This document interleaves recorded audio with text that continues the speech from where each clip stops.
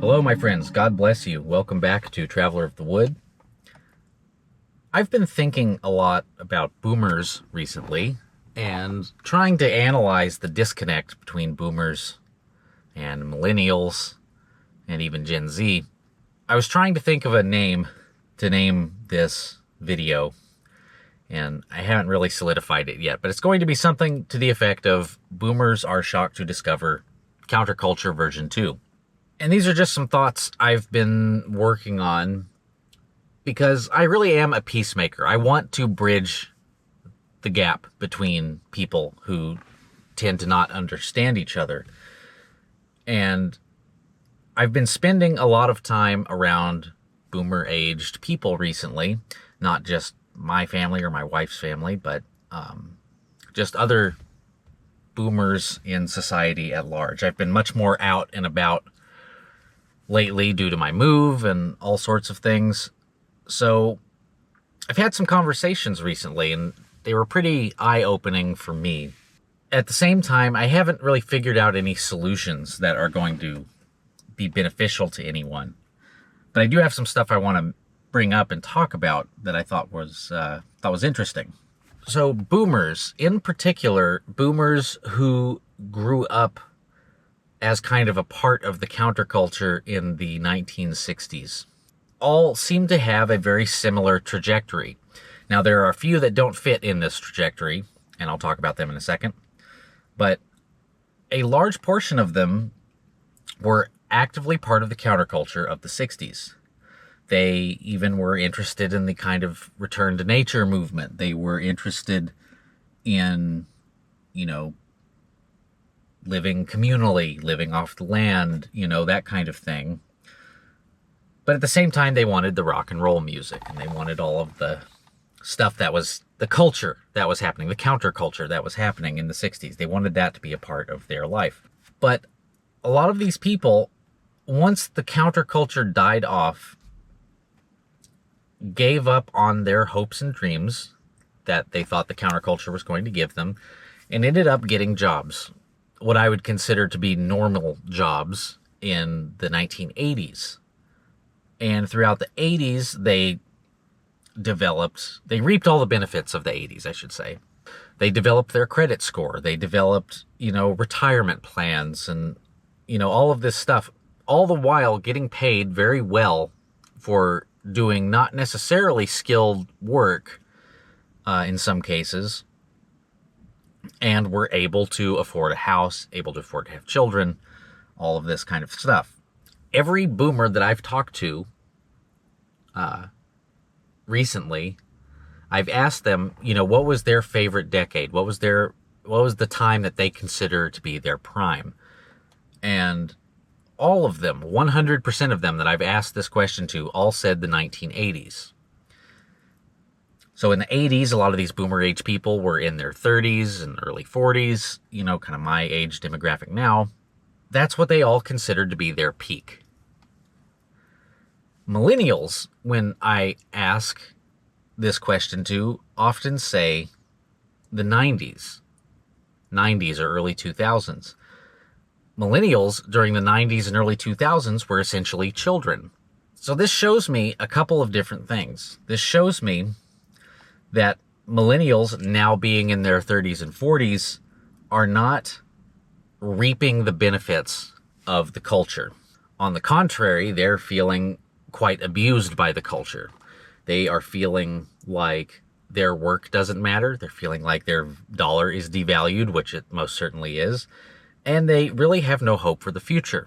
Now, of course, there's all sorts of ways one can develop hope for the future. But a lot of millennials are looking at this return to the land type of movement. And there's a lot of things that goes into this. There's the whole cottagecore aesthetic that people are kind of romanticizing, which they remotely romanticize stuff like this, like via the internet. Still live in modernity, but they vicariously live through these, images and memes and, aesthetic pages on the internet. But the propaganda of that has reached enough people now that I think people do want this. They want a simpler life. They want to return to the rural, return to the slower living, return to the idea of building your house and living off your land. Because at least you and your work, when you put work into that, is producing something visible and tangible. Whereas most people that have jobs nowadays in modernity are not getting anything out of it. There's nothing tangible out of it. Yeah, they might make a paycheck, but it's not quite enough. And they're feeling, pretty disheartened by the whole thing. And really disheartened about the culture, because the culture obviously kind of sucks right now. So this is the disconnect between boomers in the 30 to 40 age range during the 80s and millennials during the 30 to 40 age range right now in the 2020s. Now, there were other boomers back in the kind of return to land movement that ended up staying with that dream. And some of them still live out in the wilderness in California or whatever. To modern eyes, they look like crazy homeless people, essentially. I've seen some documentaries lately of, YouTubers or whatever that go out and find some of these people and interview them about their life and see kind of, if they feel happy, which most of them do. But modern people can't really understand what the appeal is to that unless you feel like the modern culture has betrayed you so much that anything would be better. The difference, this is where we're going to get into something interesting, and this is where the real disconnect is. Modern millennials that are wanting to return to the land have also realized something else. Not always, but on average. They've realized that multiculturalism has been damaging to the culture. So what they're trying to do is make homogenous communities, whether it's just rural kind of town communities or actually just getting out into the wilderness and building something from scratch. There's a man who's heading up a movement in Arkansas, in the Ozarks in Arkansas. He goes by Arval. I'll show you a picture of him here. He's wanting to build white communities, private white communities in northwest Arkansas. Of course, if you want to build private white communities, you're going to face a lot of backlash, especially from certain groups of people. And these certain groups of people are attacking him so hard right now. And I really respect his courage, because he is not backing down. He's been showing up on podcasts, talking about it and everything, and seems like a smart guy. And seems like he knows what he's talking about. He's going about this the right way. He's not just planting a flag and saying we've conquered this land and now it's ours. He's going about this legal way, finding out all of the information, the ins and outs of how to do this appropriately. So I've kind of showed this to a couple of boomers that I know. And these boomers are highly offended by this idea, because they're like, it's the normal adage that they all seem to possess, which is like, it's not about the color of their skin, but it's the content of their character. Certain groups of people have discovered that the content of their character in general is not compatible with the content of their own character. So thus, they're wanting to make private communities where they can be around their own kind. I saw a really interesting thing. I'm going to look it up. Hold on. This was a thing that I found on Twitter recently, and I think this sums up the situation very clearly. The reason white racism is increasing is because this generation of white men were raised to be the least racist generation of whites ever to exist in the history of this realm. We grew up being taught that racism was bad, that we were all going to move past it and work together toward a better future. Even here in the most traditionally racist part of the country, nearly every young white boy in my generation grew up watching black athletes, black actors, listening to black musicians, etc. It was all normal, and we were 95% post-racial. So as we got older, we stuck our hands out in friendship to everyone, like we'd been taught to do. And then every non-white group on the planet came by and sucker punched us from behind, called us evil white devils, and told us we deserved to die. We were ready and willing to move on from the past, but the rest of you weren't. Instead of shaking our hands and marching off together, you chose revenge against the only white people who ever let their guard down. So now, you can't be our friends, and we're reforging the identity we were taught to shed. That sums up the exact situation that's happening. Boomers cannot comprehend this because boomers were the ones that raised the millennial generation to be actively anti-race aware, I should say. So that's pretty much it. White millennials were the ones that were like, race does not exist to us anymore. We're looking completely past that. We strictly judge based on character and nothing else. All the while, there was subtle programming happening while we were being told this, that like, whites are historically bad. Historically, whites made the most mistakes. Whites did this, whites did that. So now you have a large quantity of white people that grew up hating themselves, essentially, and hating their race and thinking that their race is bad. I have to be surrounded by people of other races in order to show that I'm not evil. So you had people forcing friendships with black people, forcing friendships with Mexicans, forcing, friendships with whoever. All the while they're doing this, millennials doing this, they were ignoring biological level signals of like, hey, maybe I'm not, so compatible with this person, or hey, maybe I'm not supposed to be forcing a relationship with this person. All that did was cause resentment from non-whites. And now we are seeing the fruits of this.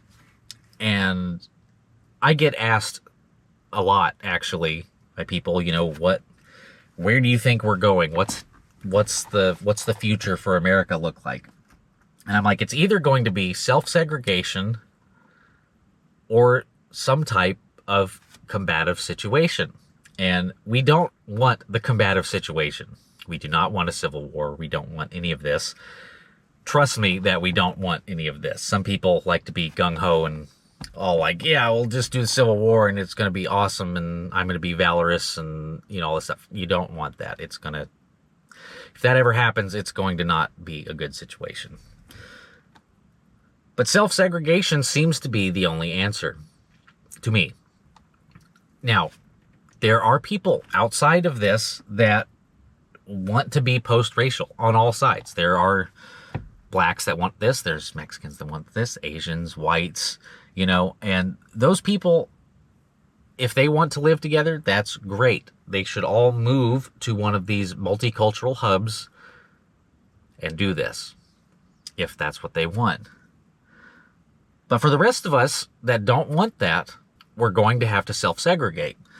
And what's interesting is that if there is a black community developing and saying that we're not letting any whites in, it's applauded by whites in particular, but just applauded by everybody, put on the news. It's like, oh, this is so great. Look at them, reclaiming their life. And, what they're really saying is reclaiming their tribalism, which they've never abandoned. Whites are the only people that have ever abandoned their tribalism.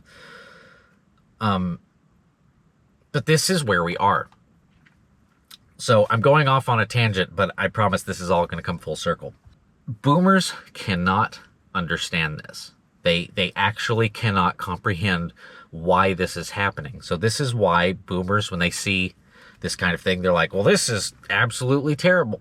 Because boomers were the ones forced at gunpoint to go to school with black people.